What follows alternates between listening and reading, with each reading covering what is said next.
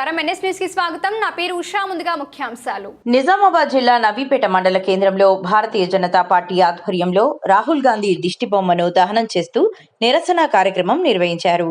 ప్రధానమంత్రి నివాస ముట్టడి ప్రయత్నాన్ని నిరసిస్తూ చేపట్టిన ఈ కార్యక్రమంలో బీజేపీ నాయకులు, కార్యకర్తలు పెద్ద ఎత్తున పాల్గొని కేంద్ర ప్రభుత్వానికి మద్దతుగా నినాదాలు చేశారు.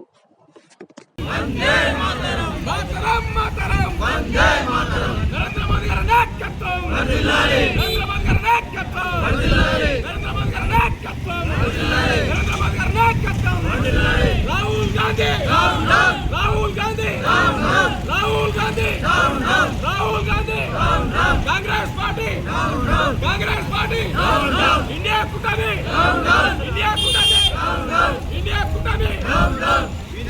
విజయ్ శక్తుల తొక్కులారా, దేశమాతను అవరుపరిచిన వారికి వెంటనే ఉరితీయాలి. దేశమాతను అవరుపరిచిన వెంటనే ఉరితీయాలి.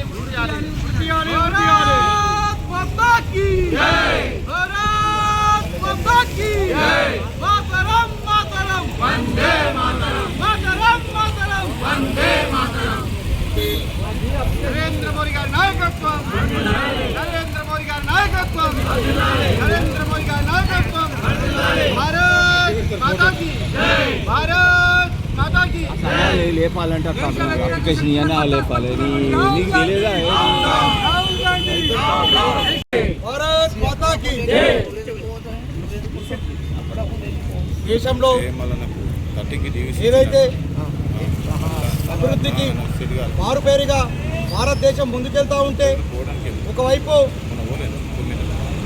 కాక్రోచ్ పార్టీ అని, కాంగ్రెస్ పార్టీ కానీ ఇతర ఆ పార్టీలకు, దేశద్రోహులకు వత్తాసు పలుకుతున్న ప్రతి వారికి ఖబర్దారు ఒకటే విషయం చెప్తున్నాం.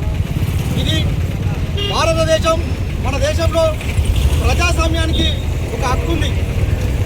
భారతదేశంలో ప్రజాస్వామ్యంలో ప్రతి ఒక్క పౌరుడు నిరసన చేసే హక్కు ఉంది. అది ఎలాంటి సందర్భంలో ఎట్లా చేయాలో మీ ప్రధాని అని చెప్పుకునే రాహుల్ గాంధీకి ఇంకిత జ్ఞానం లేకపోవడం కాగా ఒక దేశ ప్రధాని నివాసానికి వెళ్ళడం జరిగింది. ఇది భారతీయ జనతా పార్టీ తరఫున భారతదేశంలోని ప్రతి పౌరుడు దీన్ని ఖండిస్తున్నారు. ఎందుకోసం అంటే దేశంలో ఏదైనా సమస్య ఉందంటే మీకు ప్రతిపక్ష నాయకుడిగా ఒక హోదా ఉంది. ఆ హోదాను దక్కించుకునే గౌరవం కూడా లేని మీరు పరిస్థితిలో కాంగ్రెస్ పార్టీ దిగజారిపోతుందంటే దేశ ప్రజలందరూ గమనిస్తున్నారు. ఎందుకంటే ఏదైతే ఒక సమస్య ఉంది, విద్యార్థులకు సమస్య వచ్చింది, విద్యార్థులు చాలా ఇబ్బందులు పడుతున్నారు. దాన్ని భారతదేశం నరేంద్ర మోదీ గారు కూడా దృష్టికి తీసుకోవడం జరిగింది.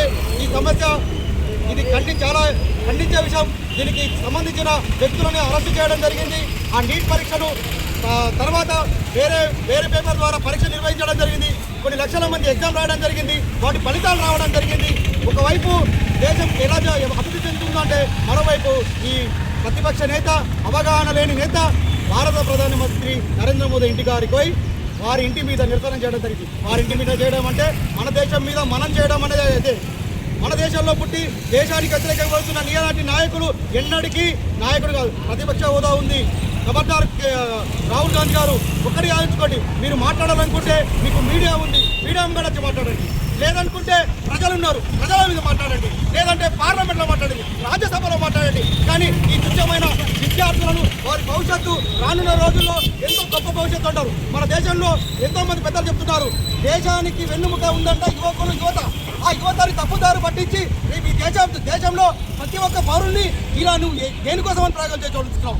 యువతని తప్పుదారు పట్టిస్తే ఏ యువకుడో తెలియలేని అనుకుంటా మూర్ఖుడు కాదు. ప్రతి ఒక్కరికి మంచి అవగాహన ఉంది. నిన్ను తక్షణమే పొందబెట్టడం ఖాయం. ఈ కాంగ్రెస్ పార్టీని పునాది నుంచి తీసేయడం ఖాయం. దేశం కోసం నిరంతరం పోరాడుతున్న భారత ప్రధానమంత్రి నరేంద్ర మోదీకి మద్దతుగా దేశ ప్రజలతో పాటు మా నవీపేట ప్రజలకు కూడా మద్దతుగా ఉంటారు. ఇదైతే పేపర్ లీడ్ ఉందో దీనికి ఒక కమిటీని ఏర్పాటు చేయడం జరిగింది. తద్వారా ఇక ముందు ఏదైతే కమిటీలు ఉంటాయో, ఎక్కడైతే లీకులు జరుగుతాయో వారిని కఠినంగా శిక్షించడానికి నరేంద్ర మోదీ గారు సంయుక్తంగా ఉన్నారు. కాబట్టి ప్రజలందరూ వారి సమస్యలు ఉన్నారు. మా నవీపేట ప్రజలకు కూడా మీకు మద్దతు ఉన్నారని ఈ సందర్భంగా తెలియజేస్తున్నాం. ఖబర్దార్ రాహుల్ గాంధీ ఇలాంటి చర్యలకు పాల్పడితే నీదే కాదు, నీ పునాదులతో పాటు నిన్ను ఇటలీకి పంపించడం ఖాయంగా పడుతున్నాం. మీరు ఇటలీలో కాబట్టి భారతీయ జనతా పార్టీ తరఫున ఇది ఖండిస్తూ భారత్ మాతా కీ, భారత్ మాతా కీ. ఖబర్దార్ సంఘ వ్యతిరేక శక్తులారా రాహుల్ గాంధీ రాహుల్ గాంధీ రాహుల్ గాంధీ ఖబర్దార్ కాంగ్రెస్ నాయకులారా ఖబర్దార్ కాంగ్రెస్ ఇండియా కూటమి నాయకులారా ఖబర్దార్ ఇండియా కూటమి నాయకులారా వర్గీకరణ పార్టీ ఈ దేశంలో మహిళలు కూడా ఒక రూములో ఉన్నామనుకో, వంటగదిలో ఉన్నామనుకో, దేన్ని తరిమి కొట్టారు?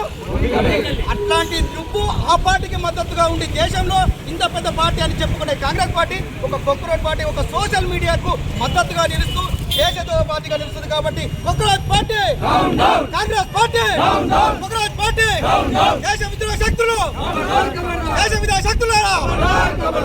జై శ్రీరామ్.